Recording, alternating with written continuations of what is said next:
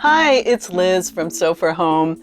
Have you ever been in a group situation where the person leading the discussion pauses to ask, are there any questions?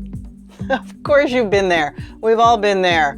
There's usually silence, maybe a little mumbling, some sidelong glances, and finally, the leader moves on while we all wish we'd spoken up.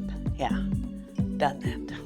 But what's funny is one of the most popular little technique articles that we have here at Sew for Home is also the one that many people are afraid to admit they don't know. How to read the marks on a measuring tape. Surprising? Well, maybe, but that's only because we deal in fractions every day. We're forever measuring quarters and eighths and sixteenths and whatnot. It all seems second nature, right? But when you step back and you really look at a tape measure with the eyes of someone brand new to sewing, there are a lot of marks with no identification. So, as they all say, all questions are great because they lead to answers, and answers are meant to be shared.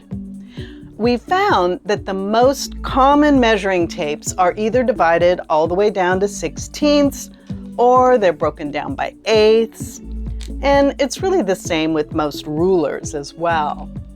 So we created 2 free downloadable PDFs that you can access from the Sew for Home site.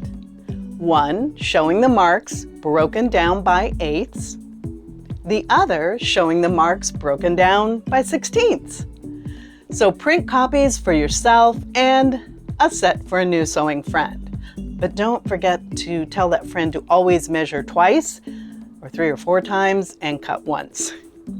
Now, this original Sewing Basics question is also what led us to develop our popular cheat card set, available exclusively in the Sew for Home Etsy shop.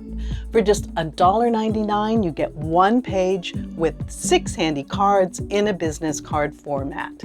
Of course, there's how to read a measuring tape down to 1/16, also how to choose the right sewing machine needle for the job, how to convert yards to inches or centimeters, how to draw a perfect circle, how to identify the most common straight line shapes, and how to create hexagons, pentagons, triangles, stars, and more with common angles.